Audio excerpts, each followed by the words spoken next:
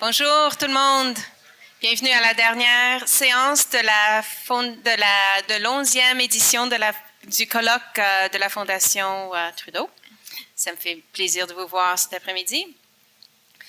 So as we mentioned earlier, this afternoon's keynote is a very, very, very, very special moment I've been waiting for a long time, and I'm sure after this speech, No Pressure Avram, you will all share my excitement. To introduce today's final keynote speaker, it is a great honor for me to ask Emily Kidd-White. Emily is a Trudeau scholar who is studying at the School of Law of New York University.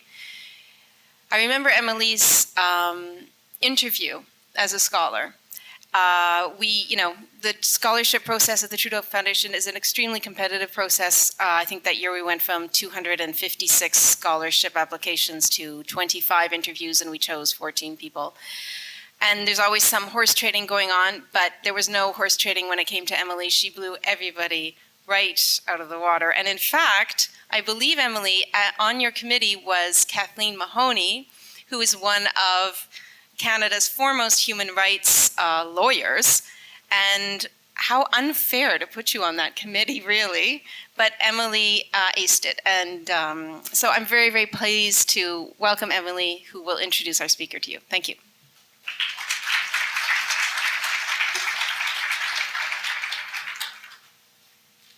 Weathering change, the final afternoon. What an energizing conference this has been. Big ideas and hopes have spilled forth alongside quiet and careful ones.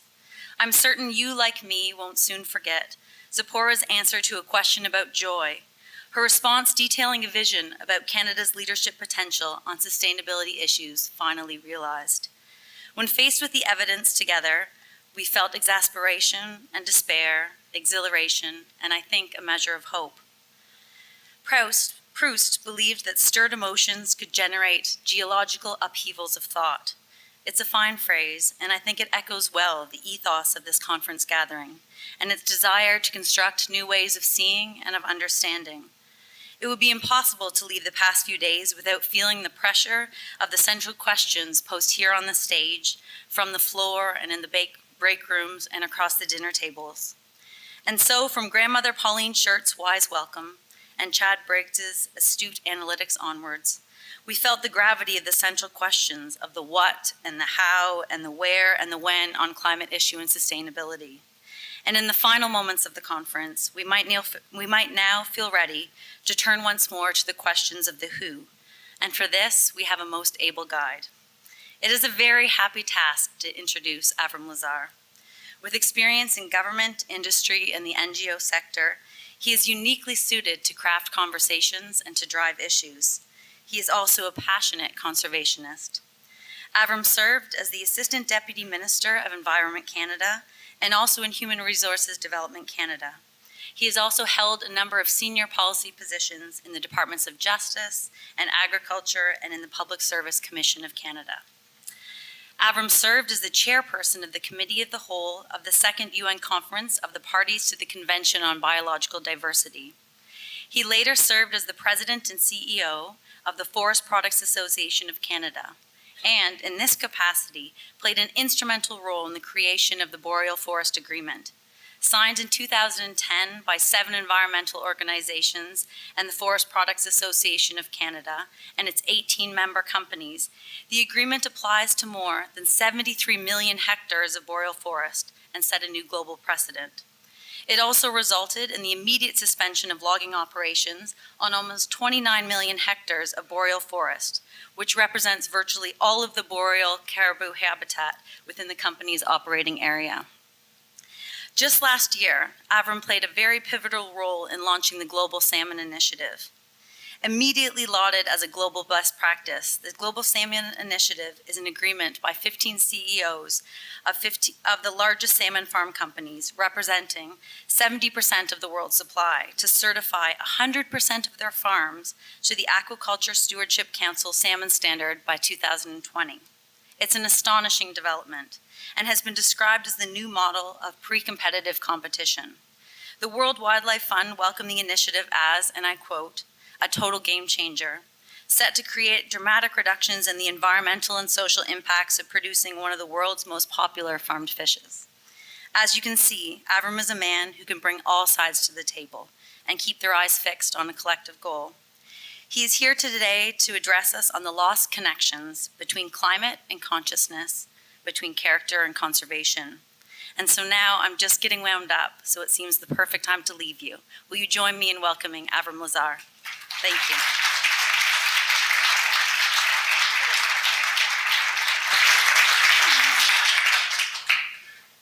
So is my little mic on? Yeah, good. Hi. Thank you for not leaving. Almost everyone I spoke to over the last 2 days said they were leaving at lunchtime today, so I used this to reassure myself that it would be an intimate conversation, but we can try and keep it intimate. I want to start by recognizing the Trudeau Foundation. My first thing is gone. It's all right. Did you take my speech? Not fair. But a very subtle technique. You know, this morning Art Hansen said, sometimes we do the right thing, eh? And I don't know about you, but to me, that matters a lot. And the Trudeau Foundation is about mobilizing leadership to do the right thing. This is only my second Trudeau event. The first one was a meeting of the scholars and mentors, and it's a kind of a strange leadership soup of old ingredients, me and the fellow mentors, and shiny new ingredients, the scholars. And I imagine the scholars were kind of looking at us. Yeah, when I say old ingredients, you had recently retired Supreme Court judge, an ex-premier, economic leaders, very senior scientists who would change how people understand the world. And then the young, shiny ones were looking at us, probably thinking, wow, that would be cool if I could be premier, get my hands on the steering wheel, or if I could do what that person did, and I'd like to write Supreme Court decisions. And we were looking at them thinking, oh, I'm glad I don't have to try so hard anymore. I'm glad that part of the ambitious part of my life is, perhaps a little bit behind me. And they may have been looking at us and thinking, ooh, a lot of those edges have been kind of banged off, and those guys look a little dented and world weary. And what I loved about the meeting was that kind of intermingling between the young, shiny energy and the older, knowing, slightly seasoned energy, shall we say, well-aged energy. But when at that meeting we started to do a round table of what the projects were, something really shifted in me. Because these scholars are not abstracted academics. They're all working on things that are matters of the heart. Whether it's, one of my scholars is working on the democratization in the Middle East. Another is working on how the police treat transgendered people. Emily's working on putting emotion and empathy back into the courtroom. All of these projects are sometimes we could do something right. They're about the heart, they're about decency, they're about caring, but they're also about the mind because they're not ideological. They're trying to understand the truth, get the facts, and then do the right thing. And I found myself getting kind of emotional, almost tearing up while I was listening, and I thought, oh, you old fool, you're remembering your youth when you were idealistic and thought things could change. And then I realized, no, it's not quite that. I'm just remembering how Canada used to feel. I've been in Ottawa now for a long time. And that feeling of it's about doing the right thing, it's about policy based on fact and thought rather than ideology, that feeling's pretty precious to me. And I think to just about everyone in this room. So thank you, Trudeau Foundation. It's close to gift-giving season, and I'm going to ask you all to do a little giving before I start my speech. You've got a pad and a pencil, not an accident. It's not to take notes, so you can take notes if you want. Because this talk is about leadership, and because we know that the leadership necessary to address climate change has to come from all levels. We heard that in the panel this morning, the municipal level, the community level, the province, the UN, and from all of us. Sorry? That's all right. You're all included. Municipal. Federal. Oh, yeah. All right. Thank you.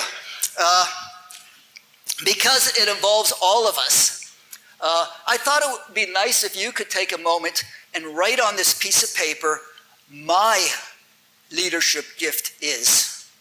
Something very personal. I'm not going to ask you to stand up and read them, so you don't have to worry. If you want to take a minute and think about it.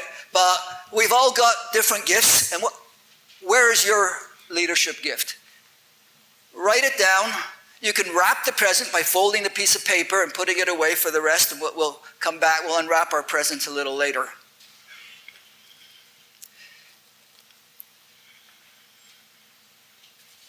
Yes, I'm watching to see if you're doing it.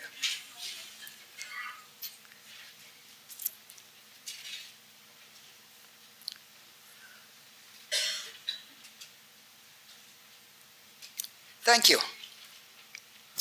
So I'm going to deal with climate change from a slightly different perspective than what we've had over the last couple of days. I think we've been blessed with just outstanding presentations of the economics, technology, politics of climate change, and a lot of presentations from street level, from the leading edge, from the coalface.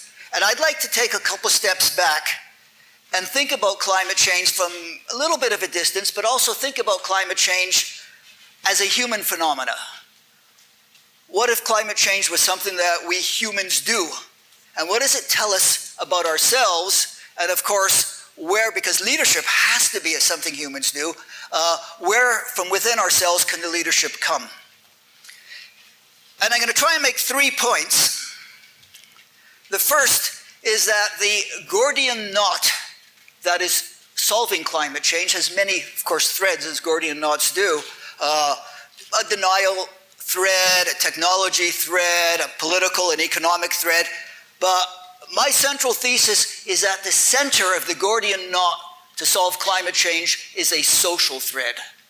Climate change, in the end, is a social failure because we have not found the common capacity to address it. My second point is that if climate change is an expression of how we are as a species or who we are as a human family, and it inevitably is that, then the leadership to address climate change must address not only mitigation and adaptation, it also must address those human factors that created it. We have to look at ourselves in the mirror as a human family and ask, how did we do this to ourselves? Because if we don't, we might substitute renewable energy for fossil fuels, but we'll just do something else exactly like it over and over and over again. So I'm not saying slow down on putting in the carbon taxes, or I'm not saying all the urgent policy things should be stopped while we try and figure out who we are. We should do them simultaneously. That we should take it upon ourselves to understand ourselves in a way that allows us to understand how we ended up here. And then third, I'm going to suggest that the leadership to address climate change has to come, of course, from the head. You have to be clear-eyed, and the heart, you have to care, and from the belly, because you need passion and drive, but also from the soul.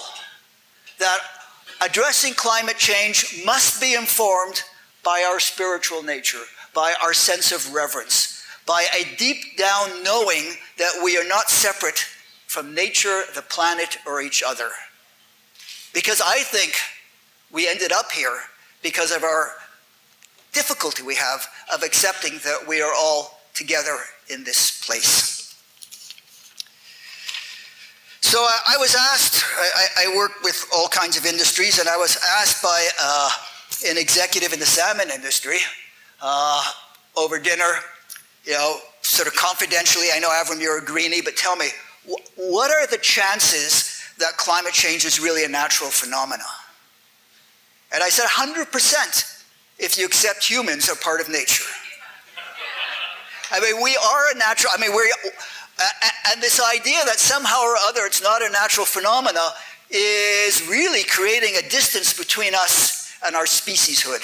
In fact, you could say climate change is our species fulfilling its destiny, or not doing climate change is our species fulfilling its destiny. In some sense, it's a big question about who we are, but there's nothing more human than climate change. And what does it say about us?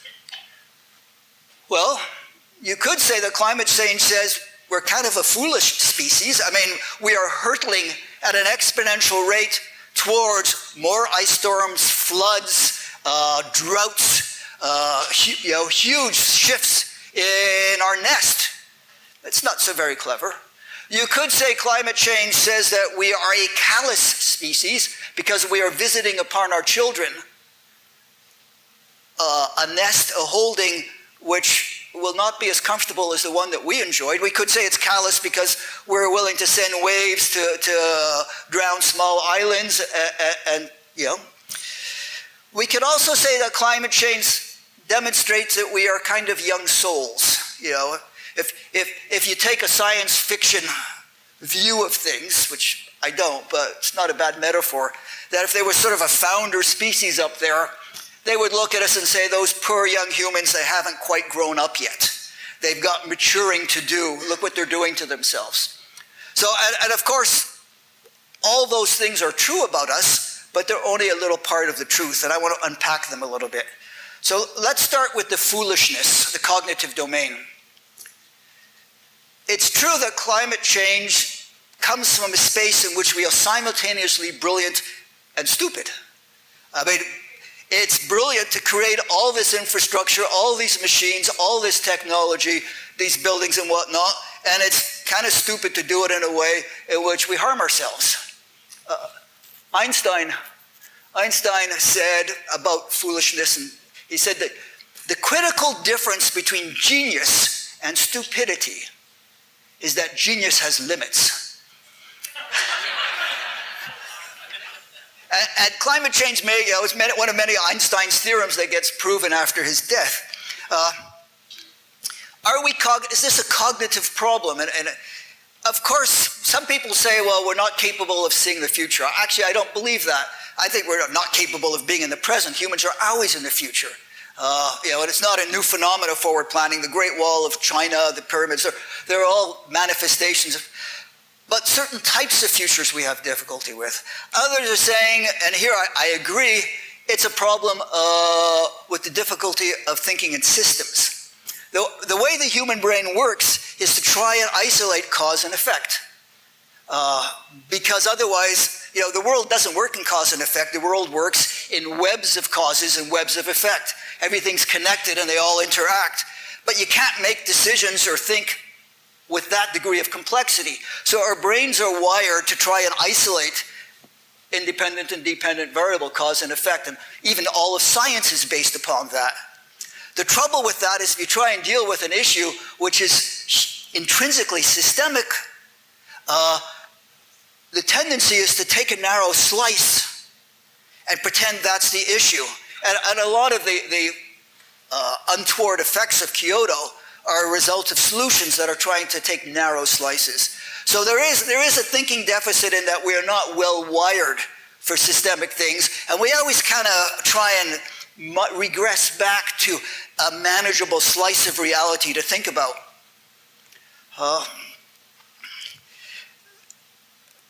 But I think the major cognitive problem is that we seem to have trouble holding risks unless there are solutions.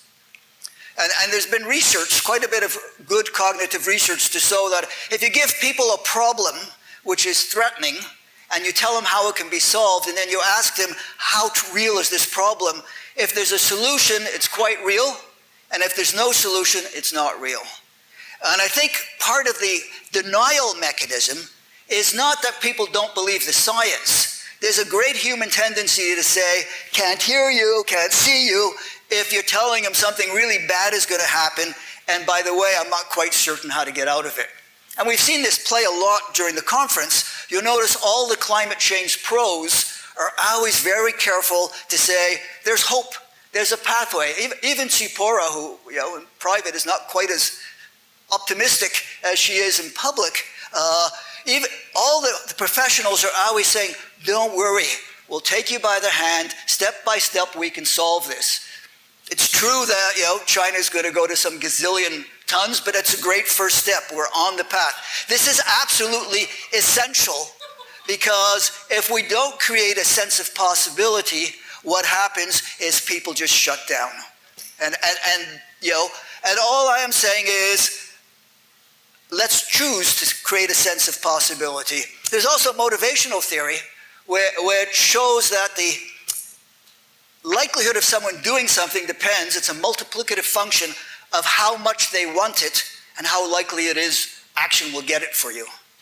And so, of course, people will retreat if they don't think they're going to get it.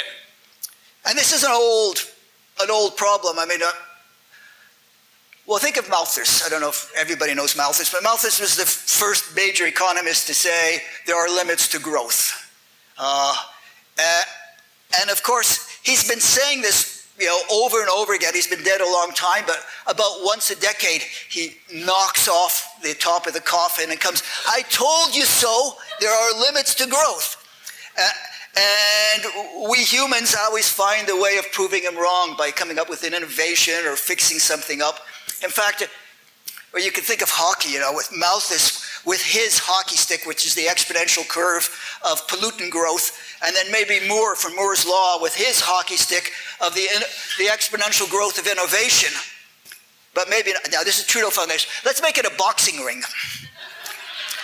And put, on one corner for the Club of Rome and all their descendants, we have Malthus, and in the other corner, for the believers in human capacity to innovate the way out, we have Mr. Moore.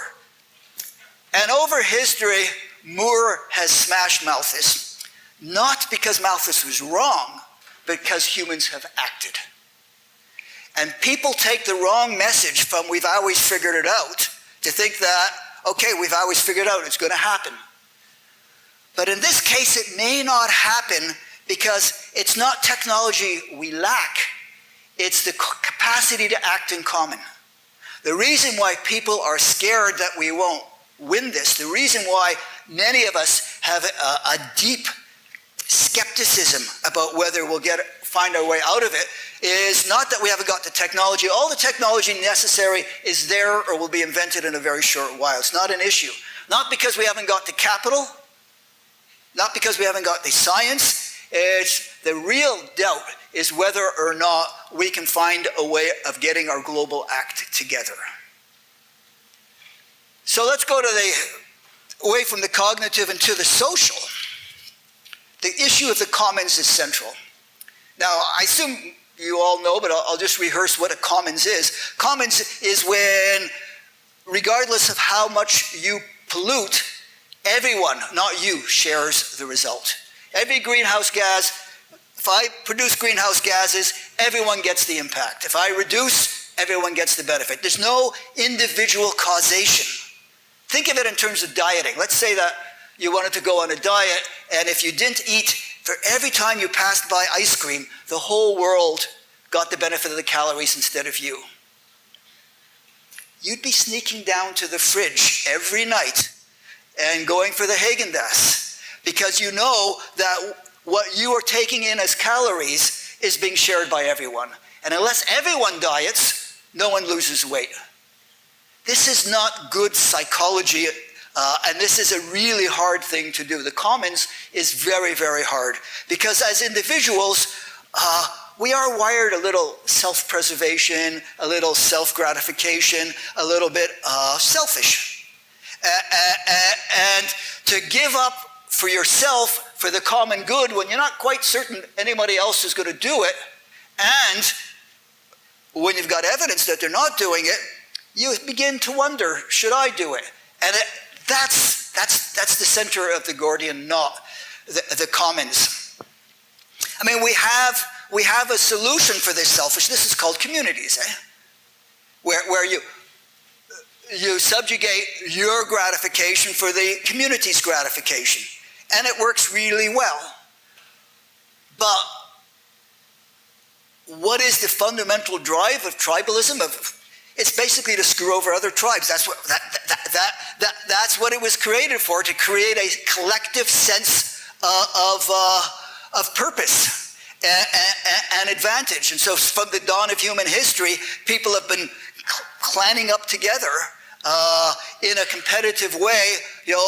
We can all get together, and if everybody works together, we can go and take their food source or move them along and gain power. And so the community phenomena among humans has always been pretty competitive. Go Leafs go. Or if you come from Ottawa, Leafs suck. The problem we have in climate change, and I've seen it over and over and over again, is where we have a problem in which unless we all work together, we can't solve it, or at least critical mass. And everyone comes to the table trying to maximize their gang's interest. When I was in Environment Canada, we were doing the Kyoto negotiation, and I was preparing the government approach, and the guy from transport was really keen on doing something as long as it didn't disadvantage any of his constituency. And the guy from natural resources, yeah, let's do Kyoto as long as we can expand our oil sector. And then provincial negotiations, Quebec was all for it as long as it's based upon hydro. And then I was leading Canadian delegations at the UN, and everybody came with a brief in which they started with the danger to the global community, something about children, and then the interests of my nation. So as long as the agreement favors my nation relative to others. And so what we have is interest-based negotiation, which is a disaster when you want a solution.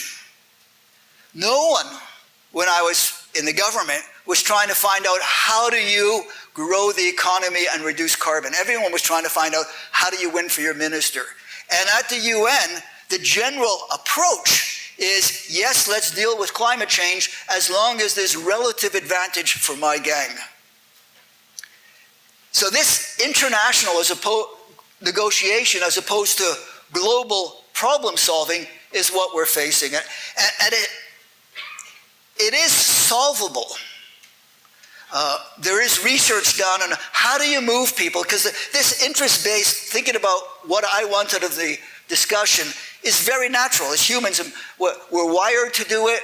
We've been rewarded through it through our entire career. Certainly the career diplomats are rewarded for doing well for their country. The negotiators are rewarded for doing well, winning the country's interests.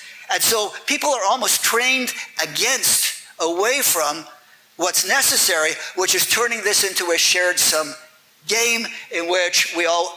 And no one can say it's in Canada's interest not to solve climate change. If we win and climate change is not solved, we lose. And it's the same with Europe, and US, and Japan, and China, but everyone focuses on their interest.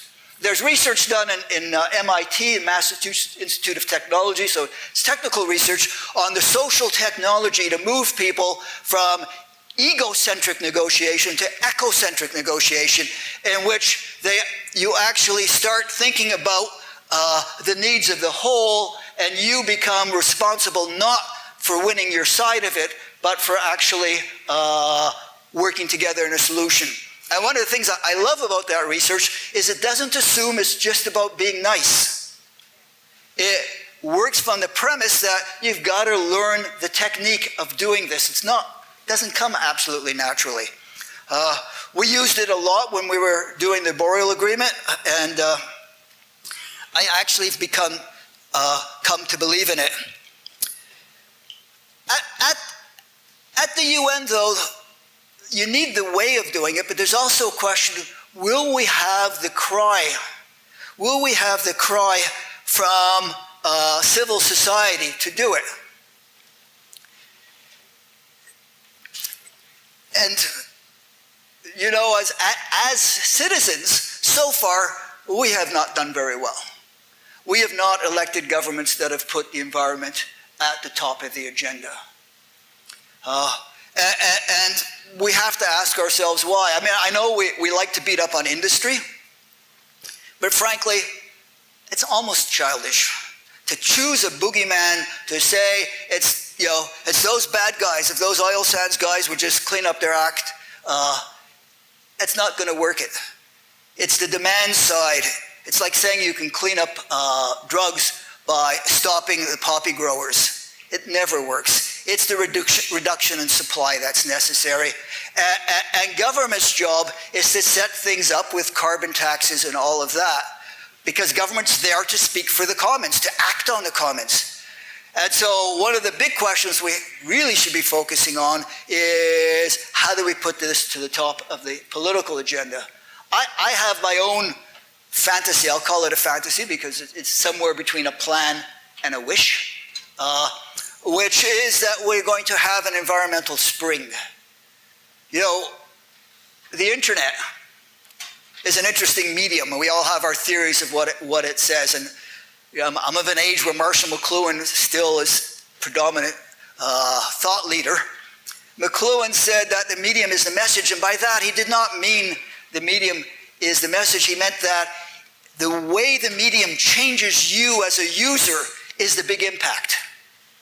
So the message of television is be passive, get a little overweight, sit still, take it all in. It's not all the stuff that the television is blasting out at you that changes you. It's the very act of consuming. And if we ask the same question about the internet, how does the internet change people? I think the message of that medium is, A, you are connected, and B, you have a voice. And that's why everyone assumed that a lot of the inspiration for Arab Spring came out of the net.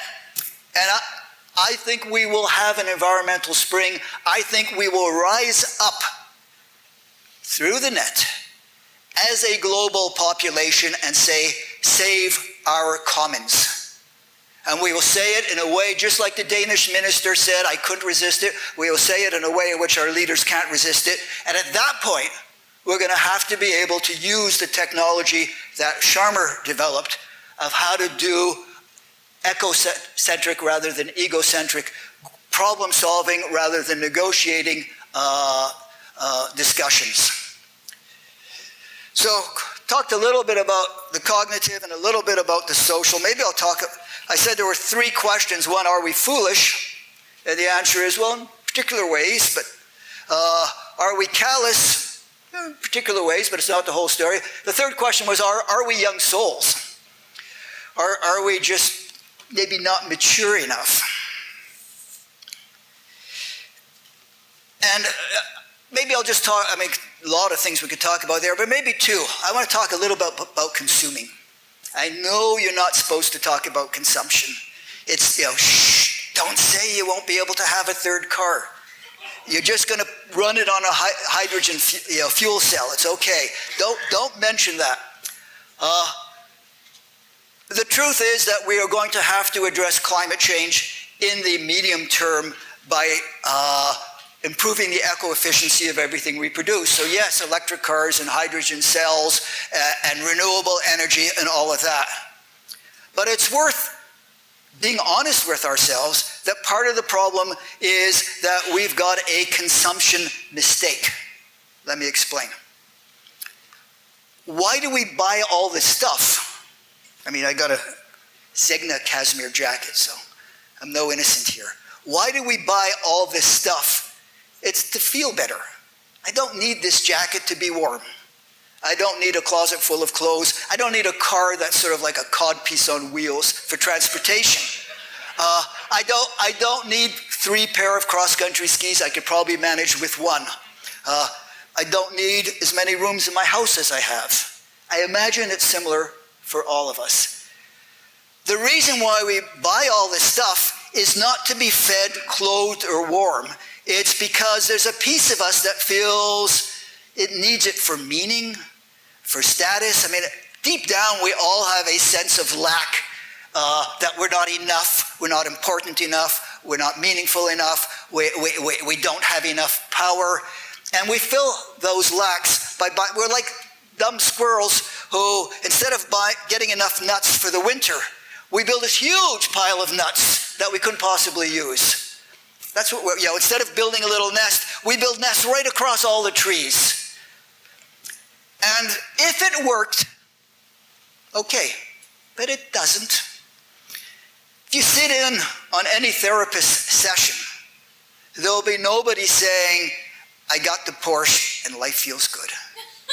They all say, I got the Porsche and I still feel like shit. If you go to a hospice, and the research from hospices is very consistent, no one says, I wish I had a cashmere jacket. No one says, I wish I had a second car. No one says, I wish I had worked harder. Everyone says, I wish I had allowed myself to be happy. I wish I had spent more time connected to my friends and family. I wish I had had a chance to live a more authentic life. So I'm not against consumption just because it trashes the environment. I'm against it because it's a stupid mistake, which I make, you make, we all make, and increasingly as the emerging economies, the largest segment of the global population will be the middle class. As everyone comes up, we'll all make. And it's not free. There are no free lunches environmentally. Renewable energy is not environmentally free. Organic stuff is not environmentally free. I'm not saying there are limits to growth, but there should be reductions in the cost of growth. And again, I'm not suggesting we go on a war against consumption, but I think when you talk leadership for addressing climate change, we should at least tell ourselves the truth about what it is about us that's gotten us into this problem. Maybe I'll go to one more piece of human immaturity, which is a sense of competition. I've got a friend who's a psychologist who described it as the too many puppies, too few teats phenomena. And in some sense, we're all that way. The other Engo's getting more credit than we are. The other executive is getting a higher bonus. The other person on the block seems to be more liked by the neighbors than we are. I won't have to tell you how you feel about your siblings because we almost all suffer from this sort of, it's hard with siblings. This is, the Bible, the Old Testament, the first 5 stories. Kill your brother, steal the birthright, sell them into slavery. I mean, there's a fairly long lineage of this feeling of competition that comes from the, too many puppies, too few teats sense of things. But it's not mostly true. There are far more shared sum games than zero sum games. And when we enter in negotiations, whether it's about the future of the boreal forest or the future of the energy industry, we are hampered by this urge that we cannot be disadvantaged. In fact, that we have to be advantaged. And the truth of the matter is we suffer from that because the best solution for us is one in which almost all the time everybody wins. And this applies not just in the environment, it applies in social negotiations, trade negotiations, you name it. So I can see that even though I said, how am I going to talk for an hour? Here I am. So let's go to leadership because I'm supposed to talk about that. What do we know about leadership? Well, first of all, we know it doesn't matter what type of leader you are. It matters how good you are at it. So people say, should I be this type or that type? Really, it's your skill as your type that matters. We know that most leaders work by identifying where you should go and mobilizing the energy to go there. And when I think about that, I think, well, let's go someplace we really want to go, which is not just reducing the greenhouse gas intensity of the economy, but is creating a society or communities in which we're actually happier to live. We know that leaders need intelligence, clear thinking, passion, will, and you're not going to be surprised that I would add maturity. Maturity not to blame others or assume that The problem doesn't come from us, it comes from somebody else, a projection of evil onto someone else. The maturity to avoid win-lose situations, the maturity to look for solutions rather than compete. But I would add something else, that the leadership we need should spring from a deep knowing that we are not separate from nature. Alan Watts said that, you know what an apple tree does, eh? It apples? Well, the earth peoples. We are literally the fruit of the earth.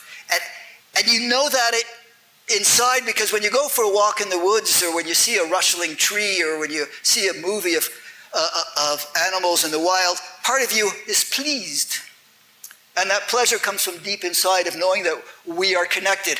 And I think the leadership has to come from that sense that we are not connected, that we're not connected from each other, that the idea of our separate being is in fact a delusion which we all are forced to suffer while we live as humans. I'm not saying I haven't left it, you're not going to leave it, none of us are going to leave it, but we should know it, because that knowing, that consciousness that we are actually all connected, I think should be the ground level of the leadership necessary to address climate change.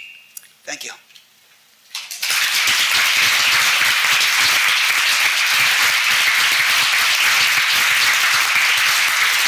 No, not finished.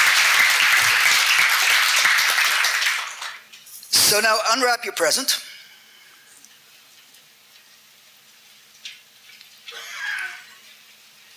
And ask yourself, how can I use my gift? Yeah? Where does this gift come from, and how can I best share this gift? And I would invite you all to treasure your gifts and take them out. Thank you all. Bye-bye.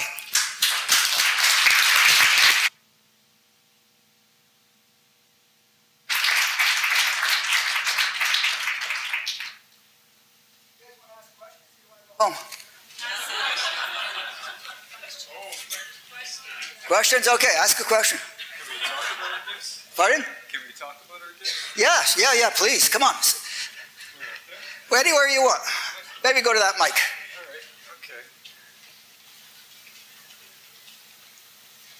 Alrighty. So, my name is Don. I have a business called Epic Car Conversions, and what we do is we convert gasoline cars to electric, and we have over 100 conversion kits. So essentially what we do is we take an existing gas car, remove the engine and gas tank, and make it 100% electric. Thank you. Thank you. A gift to us all. Questions, gifts, comments, critical commentary? Hi, my name is Taylor. I'd like to thank you for your insightful approach to bringing the human element into the climate change part, because I thought that was missing from way back on the other day. And it is us who affect climate change, and it's due to our habits and the way we live and how we think and the things that we believe in. And you brought back the human part of it, because unless we do everything, plus what other speakers spoke about earlier, climate change, comes from us. If we don't really think about it carefully and know that we're connected to nature, nature is part of us, we live here. And it's not, carbon credit, carbon tax, this and that. No, it's us. We live here. And if you've seen the moon, right, there's nothing there, right? There's no food, there's no water, so we don't have the exploration of another planet to go to if we destroy this planet. And so that's what you're saying. Thank you. And I'd like to thank you for that. Just one thing, two things actually. One is, this is not a reason to beat ourselves up, eh? I think we should, love ourselves. This is just our expressing how we are. It's not that this is just our species wiring and our species history.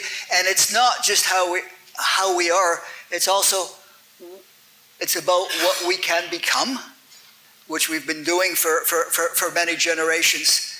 The other is, this is not instead of carbon taxes. I'm a carbon tax zealot. This is to inform how we go about doing the policy changes. I just have a very quick question. You mentioned the thing about the egocentric, and what do I Google to find that? And that's it. Sorry, what was the question? The egocentric, you directed us to go read there. Otto Scharmer. Otto Scharmer, S-C-H-A-R-M-E-R. I'm looking at my wife who knows how to spell. She's nodding. Otto Scharmer, the Presencing Institute at MIT. They've done a lot of research. Another great name is Adam Kahane, Canadian, who mediated the agreement between the apartheid government and the ANC in South Africa. His book is called Solving Tough Problems. They've all looked at how do we get from the trap of fighting into the opportunity of solving. Hi, this was an amazing talk, and I wish it had come at the beginning of the conference, because I found so much of the conference dealt with growth and environment, and the scientists seem to be getting up and saying, but what you're talking about won't get us there, and everybody is saying, well, it's a great first step, and I think you really put a lot of what we discussed over the last few days into context. So how can we as so-called progressives get to the point where we get beyond these small discussions and get to some of the big issues? I don't think we have to get beyond. I think we have to do both. You know, I personally think this is what, I've been to a lot of climate change conferences. It's one of the best I've ever been at, in terms of there is less posturing and more thinking than I've seen in a very long time, less blaming and more analyzing than I've seen in a very long time. And it's been great in that the economic, technical, political, all those things were integrated. I mean, what was the Buddhists say? Before enlightenment, chop wood and draw water. After enlightenment, chop wood and draw water. We still have to do the policy stuff. We should just do it from a place that is more self-aware. Yeah, thank you. One of the statements you made that sort of caught my attention was the idea of trying to decrease the cost of growth. And I almost had a flash of, is that really what we want to try to do, or is it the opposite of trying to increase the cost of growth, because that will then stem the sort of infinite growth pathway that we're on, because if we decrease the cost, will we not then again bring ourselves to the same situation we're in essence of trying to grow infinitely on a finite planet. So this is a great debate. So and I think in the last 6 months I've been in several meetings in which the people who say, look, we can't afford to grow, so let's stop it. And others say, shh, we'll never even get a small change in what, we'll never get a carbon tax in if people think it's going to slow down growth. So you go back and forth and back and forth. One thing we can agree upon is we got to work on eco-efficiency. We've got to decrease the environmental cost of everything that's consumed. I certainly would not advocate that we slow down on that while we wait for the world to decide that growth might be an existential mistake. And I'm always conscious of the fact that if you're a subsistence farmer who watches the rains to see whether or not you're going to feed your family, this is pretty abstract stuff. And so we have to, I think, just be aware. And it's not that growth is bad. I mean, it's certainly expensive. What I find fascinating is, at a personal level, and most of you probably agree, that in the end, what we are increasingly producing doesn't solve the problem we're trying to solve. But that doesn't mean we talk any way we want. It doesn't mean we campaign against it. It just means that we try and understand. One last one, because I know that people have been doing this for a while, and also I'm going to get in trouble. All right, Our I'll try leader here, Jennifer. So, okay, last one. All right, so we're here today. This is an inspirational conversation, this internal dialogue, this dialogue about empowerment. But we're also here with our cashmere coats, with third cars, with the ability to pay therapists to complain about our cashmere jackets and our third cars. It's an elite conversation. Yes. And it needs to not be. It needs to be a conversation that binds us together, that builds bridges, that's shared at all levels of society.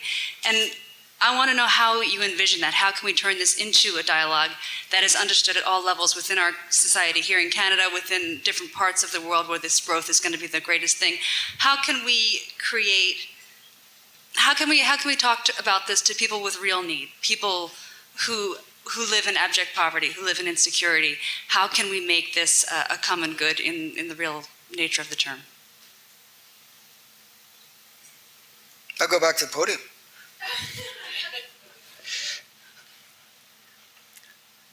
I don't know.